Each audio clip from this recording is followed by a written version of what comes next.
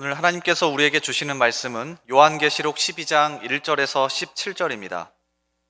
신약성경 410페이지에 있는 요한계시록 12장 1절에서 17절입니다. 성경 봉독은 6절까지만 하겠습니다. 우리 한 절씩 교독하겠습니다.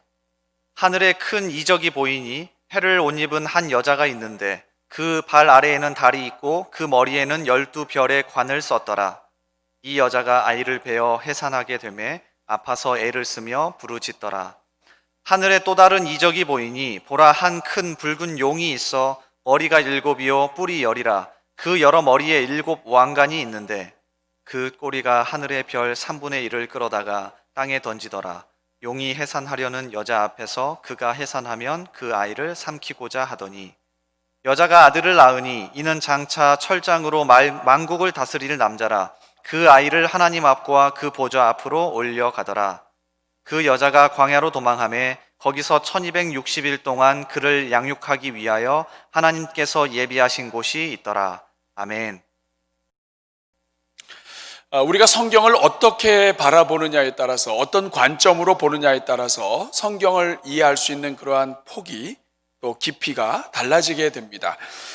만약에 우리가 성경을 구원의 관점으로 보게 되면 성경은 창세기부터 죄 지은 인생을 하나님이 어떻게 구원해 가시는가, 또 요한계시록까지 구원의 역사로 모든 것을 꿰뚫을 수가 있습니다.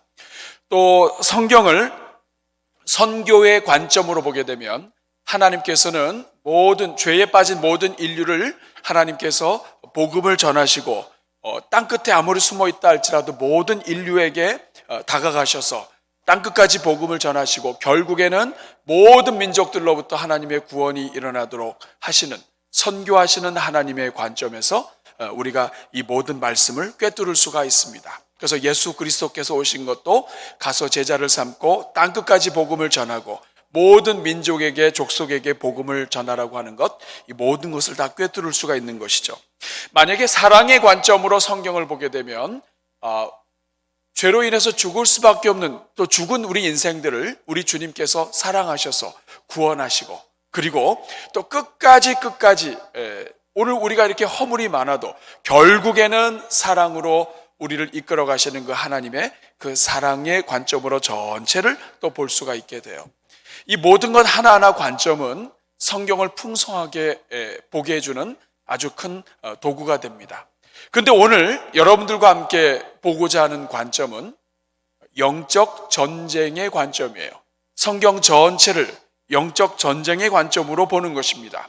이것이 중요한 이유는 다른 모든 관점들도 중요하지만 이 영적 전쟁의 관점에서 성경을 보게 되면 왜 이 땅에 있는 성도들이 고난을 당하고 이 성도들을 그토록 죽이고자 하고 또 잘못되기를 원하고자 하고 또 교회를 핍박하는 그 이유가 무엇인가 하는 것을 우리가 이해할 수 있게 돼요. 그래서 다른 관점들이 중요하지만 이 영적 전쟁의 관점으로 성경을 보지 않으면 성경 전체를 또 아주 풍성하게 보는데 제한이 있게 됩니다. 오스왈드 챔버스라고 하는 아주 위대한 학자요 영성가는 성도들이 영적 전쟁에서 이기지 못하는 가장 큰 이유는 싸움의 대상을 오해하기 때문이라고 이야기합니다. 누구랑 싸우는지, 지금 무엇 때문에 싸우는지 모르기 때문에 영적 전쟁에서 실패하고 있는 거예요. 신앙생활 자체가 영적인 것이거든요. 근데 영적 전쟁을 모르면 안 된다. 오픈도어 선교회 설립자인 브라더 앤드류라고 하는 분은 영적 전쟁에서 이길 수 있는 5가지 중요한 원리를 이야기했는데 그 중에 앞에 2가지도 결국 같은 이야기예요. 성도들이 영적 전투에 임하고 있다고 하는 것을 깨닫고 무장하지 않기 때문에 진다는 거예요.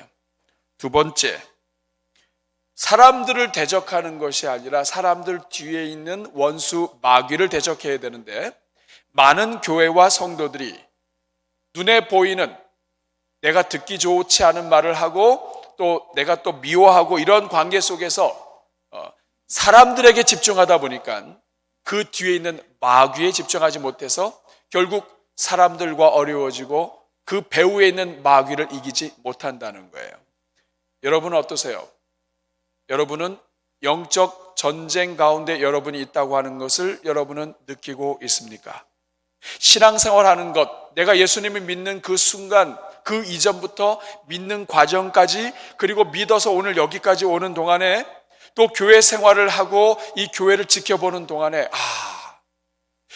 우리가 눈에 보이진 않지만 영적인 전쟁 속에 우리가 있구나 하는 것을 여러분은 느끼고 있습니까? 오늘은 바로 이 영적 전쟁에 대해서 우리가 함께 나누려고 합니다. 우리가 지난주에 요한계시록 11장을 살펴보았습니다. 요한계시록 11장은 말세의 성도들이 어떻게 할 것인가, 어떻게 살아야 하는가. 10장에서는 말씀을 먹어야 된다. 그리고 11장에서는 사명을 따라 살아가야 한다 해서 그 사명, 어떻게 하면 하나님의 그 사명을 감당할 수 있는지, 참된 예배자로, 그리고 복음 증거자로 살아야 된다는 것을 함께 나누었습니다. 요한계시록 11장 15절부터는 이제 7번째 나팔이 울려 퍼지고, 그리고 사실 12장은 7 대접이 쏟아지면서 심판이 진행되어야 돼요. 그런데 하나님이 요한계시록 12장, 13장, 14장을 막간으로 우리에게 또 선물로 주셨어요. 그래서 12장은 영적 전쟁에 대해서 설명해 주시고, 우리가 다음 주에 보게 될 13장은 우리가 잘 아는 666 짐승에 대해서, 마귀가 부리는 짐승들에 대해서 우리가 함께 나누게 되고, 14장은 불신자들이 어떻게 심판받는지를 설명하게 됩니다.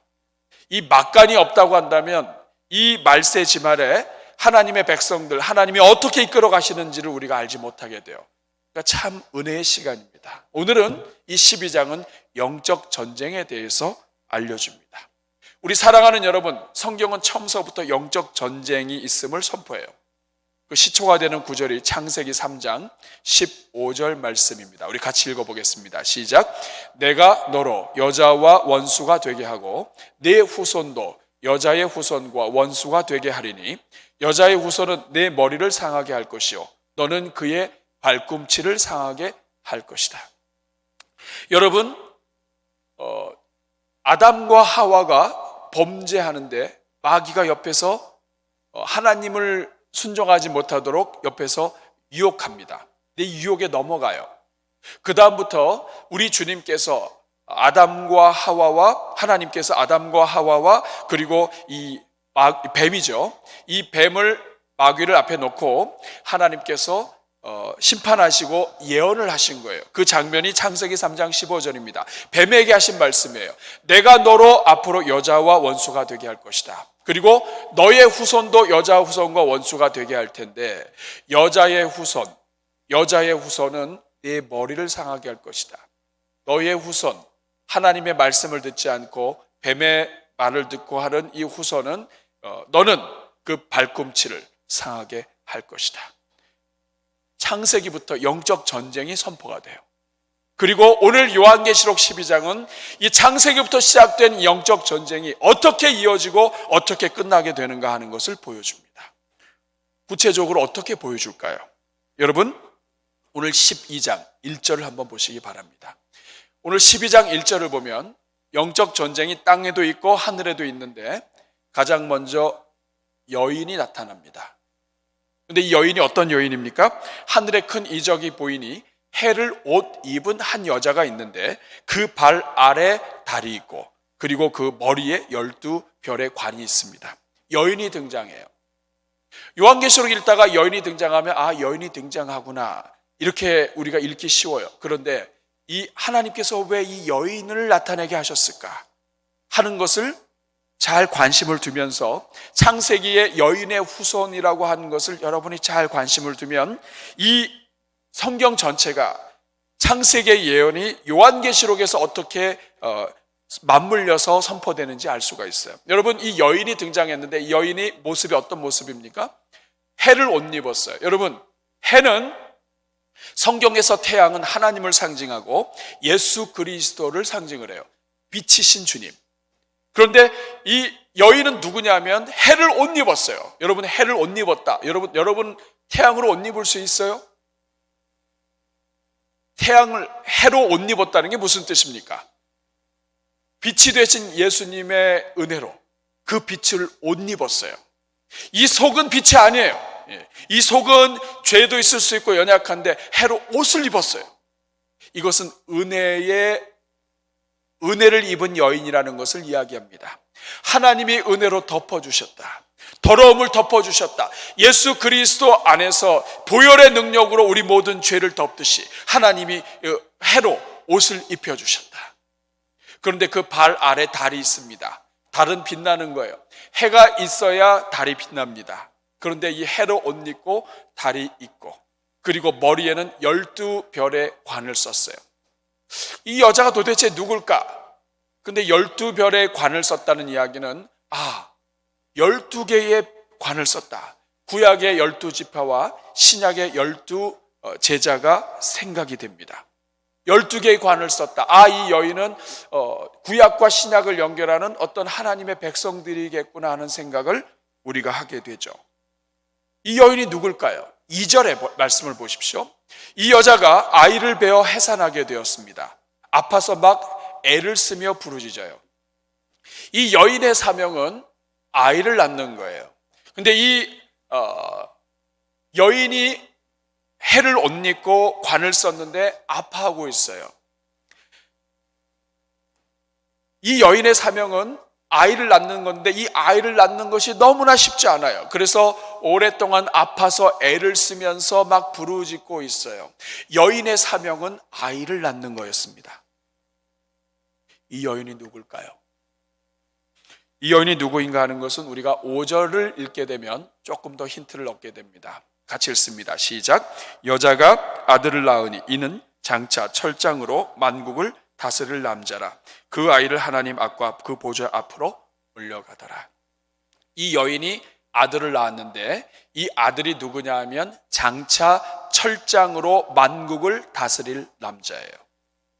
철장으로 만국을 다스릴 남자가 누굴까요? 성경에서 철장으로 다스리고 또 철장으로 권세가 있는 사람이 누구일까? 성경에 4번 나옵니다. 근데 그 4번이 누구와 연관되어 있냐면 예수 그리스도와 연관돼요. 시편 2편 8절과 9절을 말씀을 보면 시편 2편은 메시아 예언시입니다. 내게 구하라. 내가 이방 나라를 내 유업으로 주리라. 내 소유가 땅끝까지 이르리로다. 그 다음에 9절. 네가 철장으로 그들을 깨뜨리며 질그릇같이 부수리라. 장차 메시아가 오게 되면 그분이 철장으로 그들을 깨뜨릴 것이다. 그리고 요한계시록 19장 15절과 16절에 보면 천국에 예수님이 재림하시고 혼인잔치가 열리면서 예수님을 소개하는 장면이 15절입니다. 같이 읽어보겠습니다. 시작. 그의 입에서 예리한 검이 나오니 그것으로 만국을 치겠고 친히 그들을 철장으로 다스리며 또 친히 하나님과 전능하신 이의 맹렬한 진노의 포도주 틀을 밟겠고, 그리고 16절에 이분이 누군가 나옵니다. 그 옷과 그 다리에 이름을 쓴 것이 있으니 이름이 뭐예요? 만왕의 왕이요 만주의 주다. 누구십니까? 예수님이세요. 여러분, 여기에서 우리는 분명한 것을 알 수 있습니다. 여인이 그렇게 힘을 쓰고 용을 쓰면서 아이를 낳으려고 했는데 그 아이가 누구냐면, 아이 낳는 게 어려워요. 이 예수님이 오시기까지 너무나 어려워요. 그런데 결국에는 이 아이를 낳습니다. 근데 이 아이가 누구예요? 만국으로 철장으로 만국을 다스릴 예수 그리스도입니다. 그리고 이분이 어떻게 돼요? 모든 사역을 마치고 십자가에 달려 죽으시고 부활하셔서 하늘로 올라갑니다. 오늘 이 2절 말씀, 3절 말씀, 5절 말씀에 이것이 그대로 나와 있어요. 5절의 말씀을 보면 보좌 앞으로 올라간다. 그래서 이 여인은 아들 낳는 게 사명이고 이 아들이 하나님의 뜻을 이루고 철장으로 만국을 다스릴 그 아들이 태어나고 그 아들이 사명을 감당하고 하늘로 올라간 이야기가 이 여인의 이야기예요. 여러분에게 질문하겠습니다. 이 여자가 누구일까요? 천주교에서는 이 여자를 마리아라고 이야기합니다.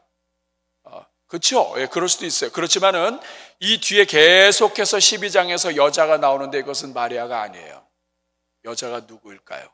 이 여자는 하나님의 백성, 하나님의 교회를 상징합니다. 구약에서부터 하나님을 믿고 신실하게 하나님을 신뢰했던 하나님의 백성들, 하나님이 살려주시고 은혜로 이끌어주신 하나님의 백성들, 그 사명을 가지고 결국에는 메시아가 오게 하고, 그리고 그 메시아가 이 땅에 와서 구원의 역사를 이루고 그 메시아 예수 그리스도를 믿으면서 끝까지 가는, 요한계시록 12장의 여인이 끝까지 나와요. 이 여인을 끝까지 여인으로서 존재하는 대상, 그리고 나중에 신랑 되신 주님께서 오셨을 때 신부로 그 자리에 서게 되는 여인, 이 여인이 누구입니까? 성도예요. 교회예요.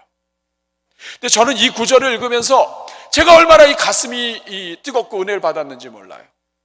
여러분, 저나 여러분이나 우리가 이 땅의 교회이지만 만약에 저와 여러분이 우리의 모습을 그림으로 그리면 어떻게 그릴 수 있을까요? 해로 옷 입어요? 천만의 말씀이요. 구름으로 옷 입고, 구름도 흰 구름이 아니라 먹구름으로 옷을 입고, 그리고 옷도 없어요.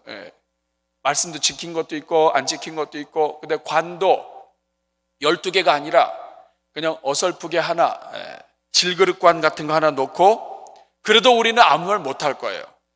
그런데 하나님이 이 교회, 이 땅에 있는 교회의 모습을 어떻게 표현하셨는가?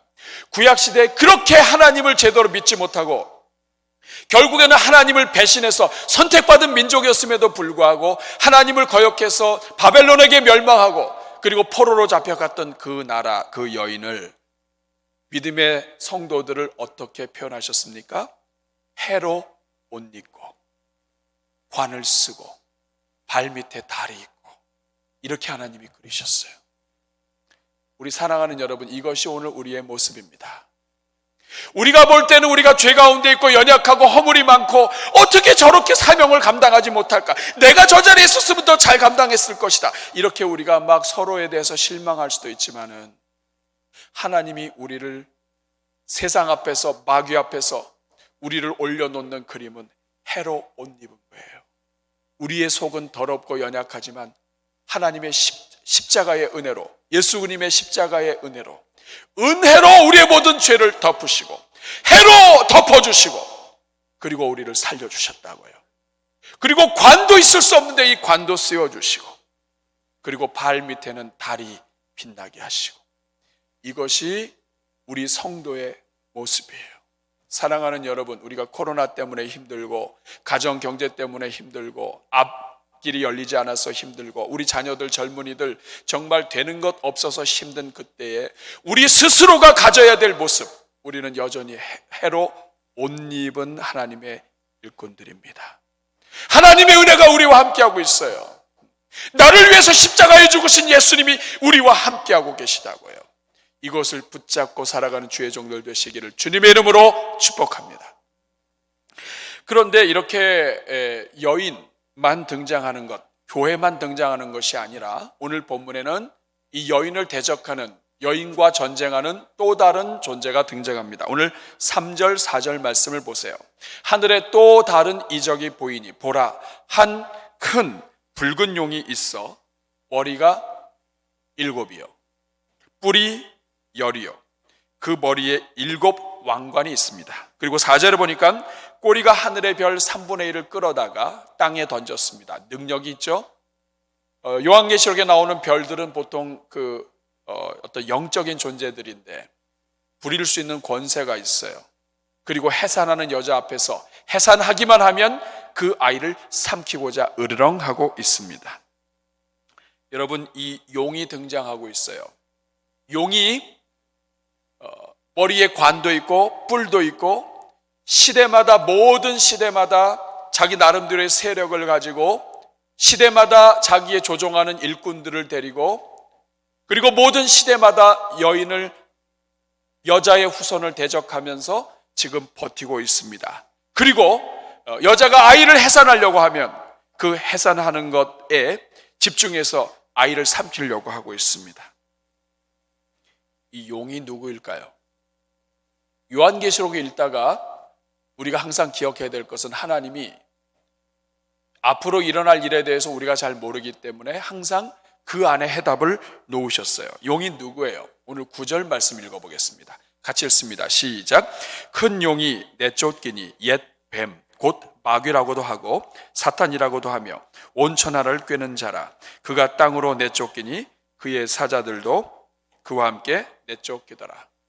여러분, 이 여자를 대적하면서 메시아가 나오지 않고 믿음의 아들이 나오지 않도록 철장으로 만국을 다스릴 그 아들이 나오면 삼켜버리려고 하는 존재가 누구예요?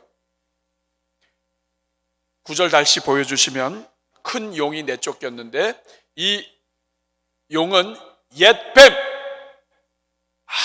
아주 오래전에 성경에 나타났던 그 옛뱀, 여자와 원수가 되었던 그 옛뱀, 여자의 후손과 원수가 되었던 옛뱀, 곧 마귀라고도 하고 사탄이라고도 하며 온 천하를 꿰는 자라고 말합니다. 여기서 이 꿰다라고 하는 말은 길을 잃게 하는 것, 미혹하다, 빗나가게 해서 방황하게 하다는 뜻이에요. 아담과 하와가 이 옛 뱀에 미혹돼서 에덴 동산에서 하나님을 예배하는 것이 아니라 방향을 잃고 방황합니다. 그 결과 모든 인류가 다 방황하게 만들어요. 이 용은, 이 뱀은, 마귀 사탄은 지금도 하나님의 자녀들, 이 땅에 있는 영혼들을 미혹해서 인생을 지으신 목적을 향해 달려가게 하는 것이 아니라 미혹해서 방황하고 시간을 낭비하게 만드는 존재예요. 그래서 이 존재가 여인과 더불어 전쟁한다 이겁니다. 아이를 낳으면 삼키려고 그래요. 예수님뿐만이 아니에요. 믿음의 자녀들이 믿음의 아이를 낳고 믿는 신자가 나와서 하나님 앞에 기도하는 일꾼, 말씀대로 사는 일꾼, 정말 하나님 앞에 구원받은 영혼 하나가 나오는 것을 얼마나 이 마귀가 방해하는지 몰라요. 믿지 않게 하고 넘어지게 하고 시험 들게 하고 교회 떠나게 하고 구원의 길을 마다하게 하고 이런 모든 일들을 이 마귀가 한다고요. 그래서 오늘 이 본문은 여인과 교회와 마귀가 아주 오래전부터 예언된 대로 여자와 여자의 후손이 뱀과 그 뱀의 후손 마귀와 대적하는 것을 지금 그려주고 있습니다. 뿐만이 아니에요. 하늘의 전쟁도 보여줍니다. 영적 전쟁은 이 땅에서만이 아니에요. 오늘 7절부터 9절 말씀을 보면 하늘의 전쟁이 나옵니다. 여러분 7절 같이 읽어보겠습니다. 시작. 하늘의 전쟁이 있으니 미가엘과 그의 사자들이 용과 더불어 싸울세 용과 그의 사자들도 싸우나 8절에 이기지 못하여 다시 하늘에서 그들이 있을 곳을 얻지 못한지라. 9절 어떻게 됐습니까? 그 결과 큰 용이 쫓겨나서 그의 사자들도 함께 다 쫓겨나게 됩니다. 여러분 이 전쟁이 언제 일어난 전쟁인지 우리는 정확하게 몰라요. 하늘에서 마귀와 옛뱀, 용과 미가엘, 군대 장관, 하늘의 천사장이 어떻게 이 전투가 일어났고 언제 됐는지 몰라요. 그런데 오늘 본문을 잘 보면 이 시점이 어느 시점으로 되어 있냐면 그전 안에도 계속해서 싸움이 있었겠지만 결정적인 싸움을 이야기합니다. 예수님께서 이 땅에 오셔서 여자의 후손으로 오셔서 그 여자의 후손이 이 땅에 태어나셔서 십자가의 사역을 이루시고 그리고 부활 승천하셔서 하늘로 올라간 이후에 오늘 본문이 기록되어 있어요. 영적 전쟁, 용이 언제 쫓겨났는가? 결정적으로 용이 쫓겨난 것이 언제인가? 마귀가 쫓겨난 것이 언제인가? 예수 그리스도의 부활 승천과 십자가와 관계가 있다는 거예요. 정말 그런지 보시죠. 10절 말씀 보세요. 10절 말씀 시작. 내가 또 들으니 하늘에 큰 음성이 있어 이르되 이제 우리 하나님의 구원과 능력과 나라와 또 그의 그리스도의 권세가 나타났으니 우리 형제들을 참소하던 자 곧 우리 하나님 앞에서 밤낮 참소하던 자가 어떻게 됐어요? 쫓겨났어요. 언제 쫓겨났습니까? 하나님의 능력과 영광이 나타나고 특별히 10절에 그리스도의 권세가 나타나니까 하늘의 권세를 갖고 있던 하나님 앞에서 참소하던 뱀, 옛뱀, 마귀, 사탄이 쫓겨났다 이 말이에요. 그러니까 여러분 예수 그리스도의 십자가의 은혜와 예수 그리스도께서 우리 모든 구원을 이루시고 마귀가 끝까지 이 모든 고난의 길을 실패하도록 막았지만은 예수 그리스도께서 결국은 십자가, 정말 아무도 이해할 수 없는 십자가의 죽음이 오히려 모든 구원을 이루시는 하나님의 능력이 되게 하셔서, 십자가의 도가 하나님을 알지 못하고 세상 속에 빠져 있는 사람들에게는 미련한 것이지만 우리 믿는 자들에게는 하나님의 능력이라. 이 능력이 나타나고 나서, 부활하시고 나서 마귀가 쫓겨나는 거예요.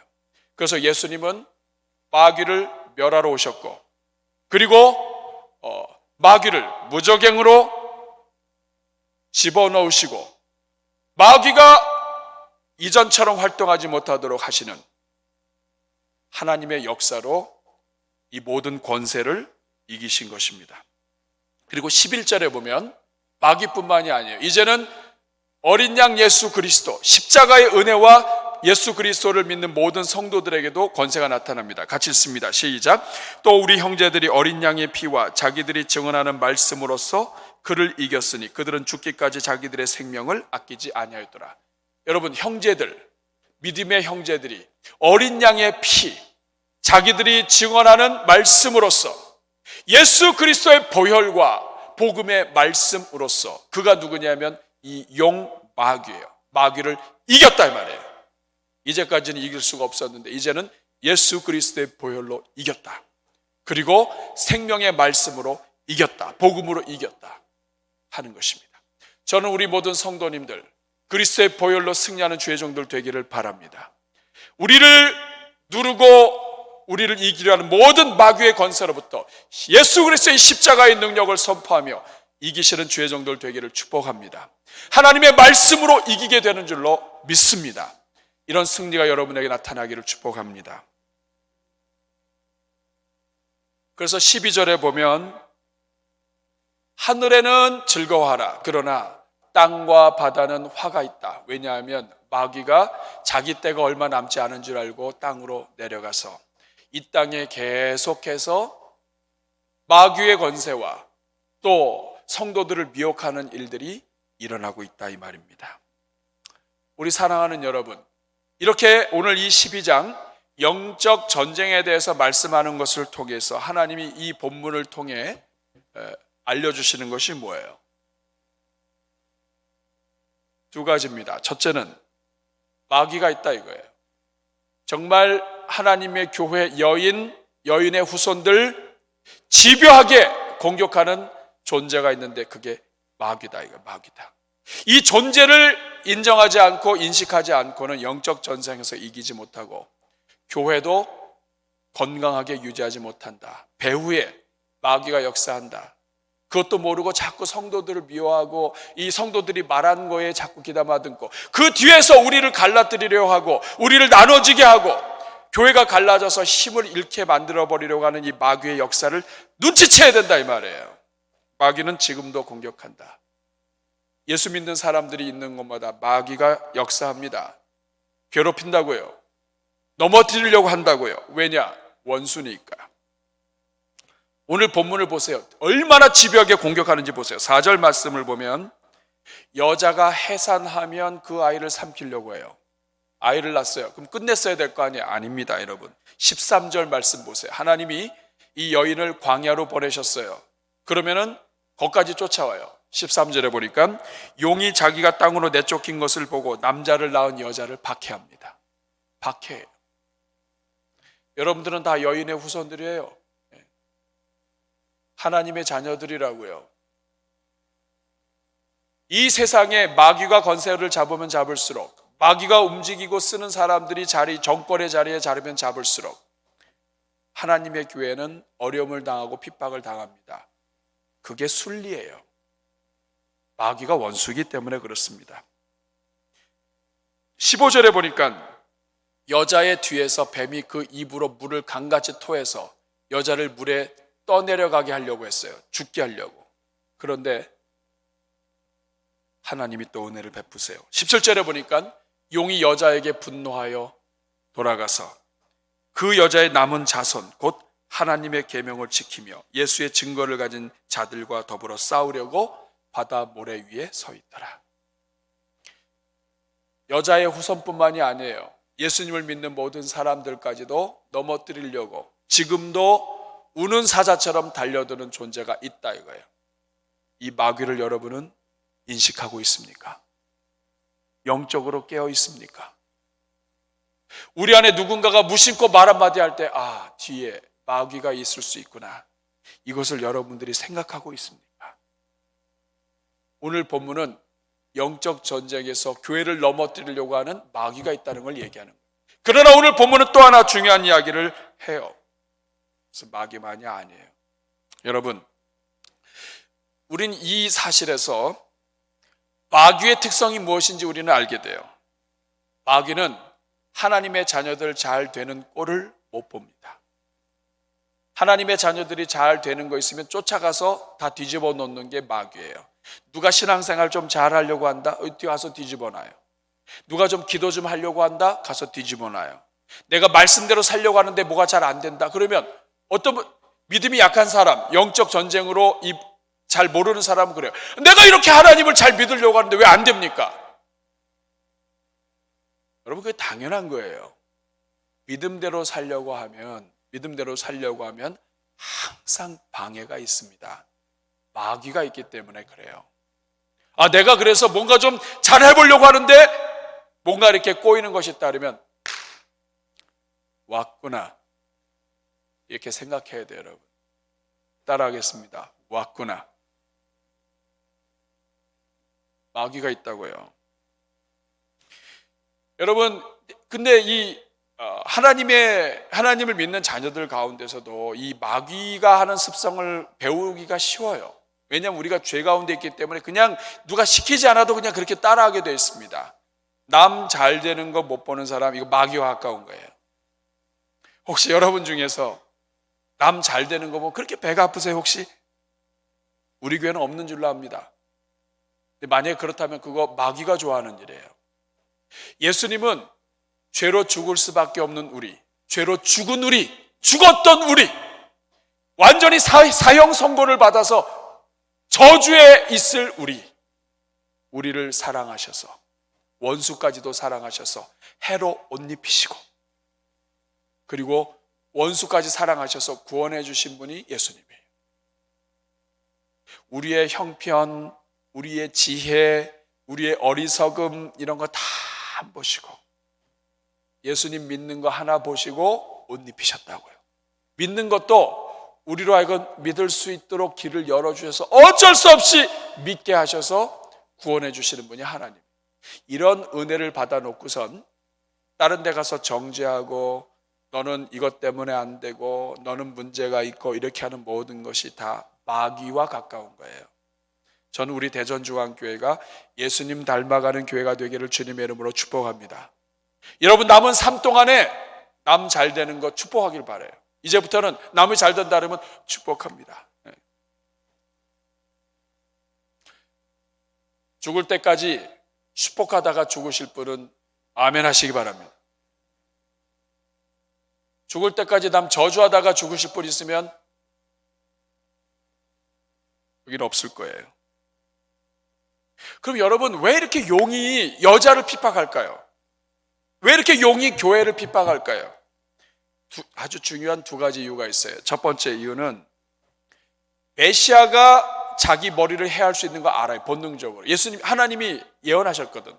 여자의 후손이 뱀의 머리를 상하게 한다는 거 알아요. 그러니까 이 여자의 후손이 나오지 않도록 용을 쓰는 거예요. 용을 쓰고 길을 써서 이걸 막으려고 했는데 이게 안 되니까 이제는 그의 모든 자녀들, 또 다른 여인의 후손들, 믿음의 자녀들이 한번 믿음 좋은 사람 하나 나오면 교회가 부흥합니다, 여러분.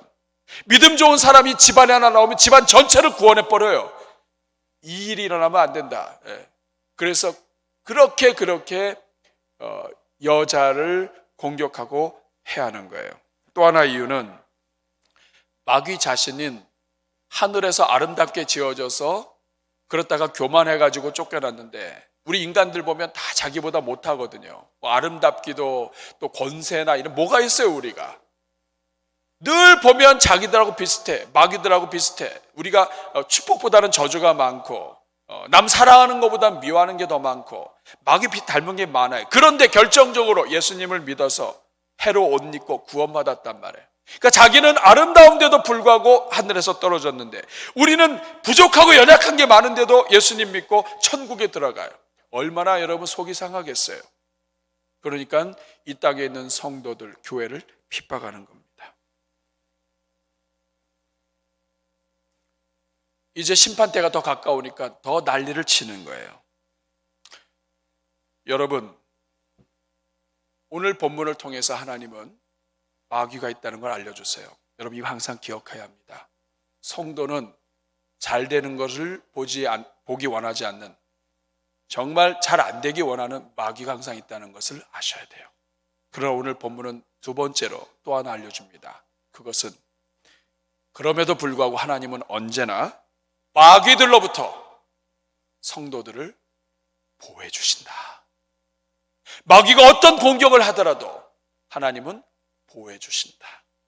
이번 자막이 나와야 됩니다. 하나님은 언제나 마귀로부터 성도들을 보호하신다. 우리 5절 말씀 같이 읽어보겠습니다. 하나님이 어떻게 보호하시는지 보세요. 시작. 5절입니다. 여자가 아들을 낳으니 이는 장차 철장으로 만국을 다스릴 남자라. 그 아이를 하나님 앞과 그 보좌 앞으로 올려가더라. 아들을 낳았어요. 그렇게 못 낳게 했거든요. 그렇게 낳기만 하면 잡아먹으려고 했어요. 실제로 역사상 예수님이 태어날 때를 기준으로 해서 2살 아래에 있는 아이들을 헤롯이 죽여버렸다고요. 그런데도 하나님이 예수님을 나사렛으로 옮기시면서 보호하세요. 애굽으로 피신하게 했다가 나사렛으로 옮겨서 보호하세요. 그리고 보좌 앞으로, 십자가의 모든 고난도 이기게 하시고 보좌 앞으로 올려보내십니다. 오늘 6절 말씀을 보시면 6절에 여자가 광야로 도망하여, 여러분 출애굽기하고 아주 상황을 비슷하게 우리에게 알려줍니다. 성경은 계속 모형과 모형이 연결돼요. 이스라엘 백성들이 애굽 땅에 있다가 하나님이 출애굽하시고 그 다음에 광야로 데려가요. 그런 것처럼 여자가 광야로 도망을 하니까 거기서 1260일 동안 양육하기 위해서 하나님께서 예비하신 곳이 있어요. 하나님이 예비하십니다. 어떤 광야를 가든 하나님이 예비하세요. 그리고 14절, 그 여자가 큰 독수리의 2 날개를 받아 광야 자기 곳으로 날아갑니다. 하나님이 장소만 예비하시는 것이 아니라 독수리의 2 날개를 가지고 이 여인을 인도하세요. 하나님의 교회를. 여러분, 이 말씀도 출애굽기 말씀이에요. 출애굽기 19장 4절에 보면 하나님이 독수리의 2 날개로 이 이스라엘 백성들을 이끄셨다고 얘기해요. 독수리의 날개로 이끄셨다, 이 말은 뭐냐면 위험한 지대를 지나갈 때 독수리의 날개로 신속하게 이동하는 거예요. 이런 비둘기로 아무리 날아가봐 이거 얼마나 잡혀먹기 쉬워요. 독수리의 날개로 그냥 신속하게. 그리고 독수리가 날면 어떤 것도 독수리에게서 뺏지 못합니다. 그 말은 뭐냐면 안전하게 하나님이 이스라엘 백성들을 광야로 이끄신다. 이런 것처럼 오늘 하나님의 종들, 하나님의 교회를 하나님이 독수리의 날개로 지켜주신다.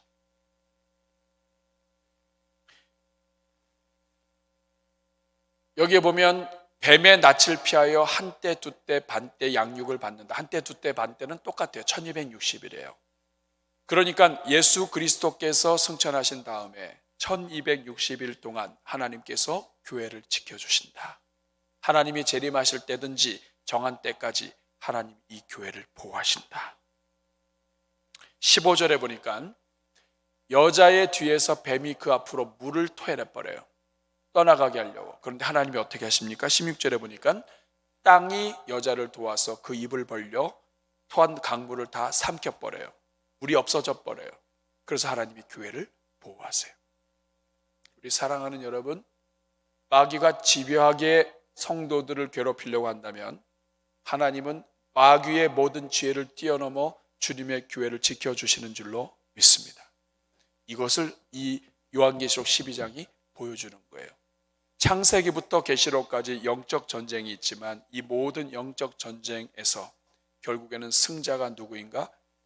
예수 그리스도를 통해서 예수님을 믿는 여인의 후손, 이 땅의 교회가 승자가 된다는 뜻이에요. 이 말씀을 통해서 오늘 이 코로나 시대를 살아가는 우리에게 주시는 하나님의 메시지가 무엇입니까? 저는 이 본문을 통해 오늘 여러분들과 이 말씀을 나누고 싶어요. 첫째, 아무리 성도라 할지라도 인생을 살다 보면 궁지에 몰릴 때가 있습니다. 인생에 외통수가 있다 이 말이에요. 외통수가 뭡니까? 장기나 이런 거 두다가 장군 하면은 멍군 하면서 받아야 되는데 아무리 생각해도 멍군이 없어요. 죽는 거예요. 이게 외통수예요. 그런데 인생을 살다 보면 성도라 할지라도 외통수가 있을 수 있어요. 이것을 잘 보여주는 것이 출애굽 사건입니다. 출애굽기 14장 2절 3절 말씀을 보면 하나님이 이스라엘 백성들이 출애굽한 다음에 어디로 가게 하냐면 홍해바다 앞으로 가게 해요. 그래서 바다와 믹돌 사이에 비하이롯 앞 바알 스본 맞은편 바닷가의 장막치라고 얘기합니다. 여러분 여기가 어디냐면 앞에는 바닷가예요. 그리고 양쪽은 믹돌이 있어요. 믹돌은 그 말 자체가 망대라는 뜻입니다. 높은 곳. 그러니까 바닷가 앞에 진을 쳤는데 양쪽이 높은 곳이에요. 이거를 딱 보고 애굽 왕이 보면 이건 완전히 외통수예요. 3절 보세요. 3절 말씀 보니까 바로가 이스라엘 자손에 대하여 말하기를 그들이 그 땅에서 멀리 떠나 광야에 갇힌 바 되었다. 이런 도망간다고 도망가더니 바다 앞에 갇혔네. 지형을 아는 거예요. 국경지대예요. 피할 수가 없어요. 국경에서 왔다 갔다 하는 사람들 다 잡기 위해서 국경지대에 망대가 있고 높은 곳이에요. 바다 건너편에 갈 데가 없어요. 그런 자리를 딱 보고 하나님은 의도적으로 이스라엘 백성들이 외통수에 딱 있게 해놓고 바로는 이 악한 마음을 가지고 이 외통수에 있는 성도들을 보면서 잡아주기로 가는 거예요. 앞에는 바다요. 뒤에는 바로요. 양옆에는 믹돌과 높은 곳이에요. 빠져나갈 곳이 없습니다. 우리가 인생 살다 보면 이럴 때가 와요. 여러분 어떠세요? 오늘 이 자리에 앉아 있는데 여러분 지금 잘 지내고 계십니까? 하필이면 사업을 오픈했는데 이 코로나가 와가지고 제대로 열어보지도 못하고 문 닫으신 분들도 많아요. 이것마저 망하면 안 되는데 이것이 최후의 보루였는데 이것마저 끝나다니 절망이 올 수 있어요. 그런데 여러분 성도라 할지라도 인생의 외통수에 빠질 때가 있습니다. 그런데 중요한 것은 1번으로 끝나지 않아요. 두 번째. 그러나 하나님이 외통수를 허락하실 때에는 이유가 있다. 하나님이 그렇게 사랑하셔서 아들까지 주셨음에도 불구하고 외통수로 몰아내실 때에는 이유가 있다. 어떤 이유가 있느냐? 쉽게 정리해드리면 첫째는 하나님이 구원을 나타내시기 위해서 외통수로 밀어넣어요. 어느 누구도 구원할 수 없어요. 하나님만 구원할 수 있어요. 하나님이 보여주시기 위해서. 두 번째, 악한 원수를 손보실 때 외통수를 집어넣어요. 그러니까 우리가 외통수로 들어갈 때는 우리만 살리는 것이 아니라 우리를 괴롭히려는 원수까지도 하나님이 손보시려고 하는 기회인 거예요. 오늘 이 출애굽이 그랬습니다. 누가 보더라도 다 외통수예요. 그래서 바로 왕이 이것을 딱 보고 하나님이 그렇게 기회를 주고 이스라엘 백성들 보내라고 했으면 10가지 재앙으로 다 죽이지 않고 그래도 장자만 손을 보시고 내보내게 하셨으면 거기서 참아야 되는데 이스라엘 백성들이 잘 되는 것 꼴 보기 싫은 거예요. 외통수에 갇힌 것 보고 달려듭니다. 이게 죽는 길이에요. 하나님이 그 외통수에 이스라엘 백성들 바다 앞에 놓은 이유는 이 악한 바로를 손보시기 위한 거예요. 그런 것도 모르고 이스라엘 백성들은 출애굽기 14장 11절에 보면 모세를 원망합니다. 여러분 외통수에 갇혔을 때는 원망하면 안 돼요. 이때는 기도해야 될 때입니다. 기도. 모세가 하나님 앞에 부르짖으니까 출애굽기 14장 13절에 하나님 뭐라고 말씀하세요? 13절에 너희는 두려워하지 말아라. 가만히 서서 하나님이 하신 일을 봐라. 그래서 여러분 지금 우리 대한민국이 지금 이 외통수예요. 지금 하나님의 교회도 어떻게 뭘 해야 될지 몰라요. 대한민국도 마찬가지입니다. 여러분 대한민국의 역사 속에 그렇게 나라와 민족을 위해 기도해야 하고 오늘까지 왔는데 어려워요. 이럴 때는 기도해야 됩니다. 여러분 도우시는 하나님을 봐야 돼요. 하나님밖에 없잖아요. 새벽을 깨우면서 기도하고 또 저녁도 기도하고 여러분, 제가 우리 성도님들 저녁 기도도 할 수 있도록 열었는데 우리 성도님들 오셔서 이렇게 기도하시는 모습 보면 너무 은혜가 됩니다. 그 바쁘시고 힘든데도 오셔서 조용히 앉으셔서 하나님 앞에 기도하셔요. 여러분, 우리 자녀들도 그렇고 지금은 기도해야 될 때, 매일매일 온기 가득 기도회, 이제 내일부터 또 시작이 됩니다. 온기 가득 기도회, 일레금식 기도회, 새벽 기도, 저녁 기도. 그래서 그냥 이 기간은 하나님 앞에 기도로 나아가는 기간이에요. 왜냐하면 하나님만이 하실 수 있어요. 그 결과 출애굽기 14장 28절에 보면 물이 흘러서 이스라엘 백성들은 홍해를 건너갔는데 애굽 병사들은 다 물에 잠겨버립니다. 여러분, 혹시 여러분 중에 외통수에 있어요? 하나님 이제는 끝입니다 이런 분이 있어요. 여러분, 외통수는 끝이 아니에요. 외통수는 원수의 입장에서 하나님의 자녀들을 괴롭히는 마귀의 뒤통수를 치는 하나님의 역사의 기간이에요. 그리고 성도의 외통수는 하나님의 특별한 신적인 움직임이 있는 신통수가 됩니다.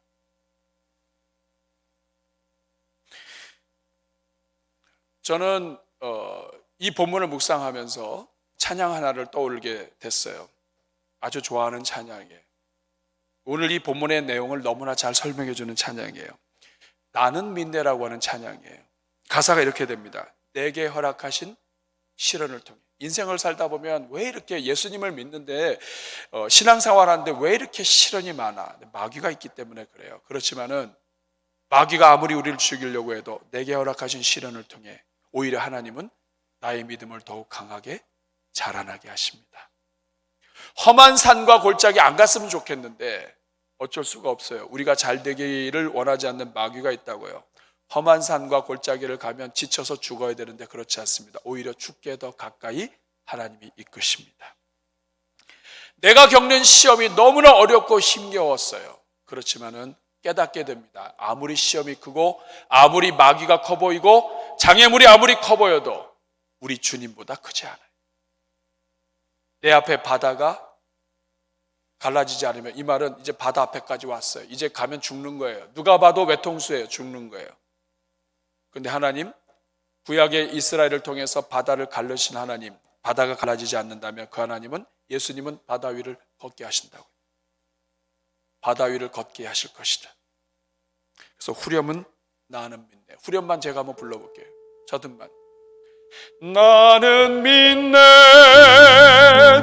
주의 능력으로 내 삶 새롭게 되리. 나는 믿네 주의 능력으로 담대히 나가리라. 어떤 문제가 있어도 주와 함께 싸워 승리하리라. 날마다 믿음으로 나 살아가리. 이번 주 우리 윤희열 목사님 통해서 우리 각 교구 목장에 카톡으로 이 찬양 올려드릴게요. 한 주 동안 부르시면서 여러분이 할 수 있길 바랍니다. 그래도 따라 부르려면 좀 알아야 될 것 같은데, 내게 허락하신 시련을 통해 쳐듬쳐 주세요. 내게 허락하신 시련을 통해 나의 믿음 더욱 강하게 자라나고, 험한 산과 골짜기 지나는 동안 주께 더 가까이 나를 이끄시네. 내가 겪는 시험이 어렵고 힘겨워도 내 주님보다 크지 않네. 내 앞에 바다가 갈라지지 않으면 주가 나로 바다 위 걷게 하니. 이런 역사 있길 바랍니다. 나는 믿네 주의 능력으로 내 삶 새롭게 되리. 나는 믿네 주의 능력으로 다 담대히 나가리라. 주와 함께 싸워 승리하리라. 날마다 믿음으로 나 살아가리. 우리 한번 가슴에 손을 얹고 기도하죠. 성도의 외통수는 끝이 아니에요. 사면초가 아닙니다. 하나님이 살아계시기 때문에 강물을 용이 물을 토해내서 떠내려가게 해도 하나님은 땅이 꺼지게 한다고요. 땅이. 하나님의 길은 위아래로 다 있습니다. 사방팔방으로. 그 하나님께 기도해야 돼요. 오늘 이 시간 기도할 때 하나님, 나 같은 죄인을 해로 옷 입혀주신 하나님 감사합니다. 관 씌워주신 하나님 감사합니다. 저의 남은 삶 동안 이제 축복하게 하시고 예수님 닮아가게 하여 주옵소서. 이 어려운 때에 이제 기도하겠습니다. 새벽도 깨우고 저녁도 깨우고 하나님 앞에서 기도하며 이 모든 어려움을 하나님이 일하시는 것을 보겠습니다. 우리 이런 마음을 가지고 우리 합심으로 기도할 때 저를 한번 따라해 주시기 바랍니다. 주여 은혜를 주옵소서. 주여 은혜를 주옵소서. 같이 주여 한번 부르고 기도합니다. 주여 은혜로우신 아버지 감사합니다. 오늘 이 자리에는 주의 종들 영적 전쟁에 대해서 눈을 뜨게 하여 주시고 마귀를 대적할 수 있는 믿음 주신 것 감사합니다. 성도들이 교회들이 잘 되는 것을 보지 않는, 기대하지도 않고 바라지도 않는 이 마귀 앞에서 하나님 아버지, 오늘 우리 많은 성도들이 좌절하여 있습니다. 가족 관계 속에서 하나님 아버지, 마귀의 시험 속에서 넘어져 어려움 가운데 있는 성도들 많이 있습니다. 하나님 이 시간 일으켜 주시옵소서. 다시 소망 가운데 일어나게 하여 주시옵소서. 우리 같은 죄인을 살려주시고 해로 옷 입혀주신 주님, 가정마다 일어나는 10월달이 되게 하여 주시옵소서. 은혜를 더하여 주시옵소서. 은혜를 더하여 주시옵소서. 하나님의 구원을 보게 하여 주시옵소서. 자비로우신 주님, 연약한 우리를 사랑하셔서 십자가에 죽으시고 해로 옷 입혀주신 우리 하나님을 찬송합니다. 영적 전쟁에 눈을 뜨게 하여 주시고 우리 삶 속에 다가오는 마귀의 모든 시험과 유익을 물리치게 하여 주시고 대적하게 하여 주시옵소서. 믿음에 흔들리지 말게 하시며 이후로는 하나님을 더욱 구하며 기도하며 하나님을 부르짖을 때 너희는 가만히 있어 내가 구원하는 것을 보라고 하시는 하나님의 음성이 우리 삶에 이루어지게 하여 주옵소서. 예수님의 이름으로 축복하며 기도하옵나이다.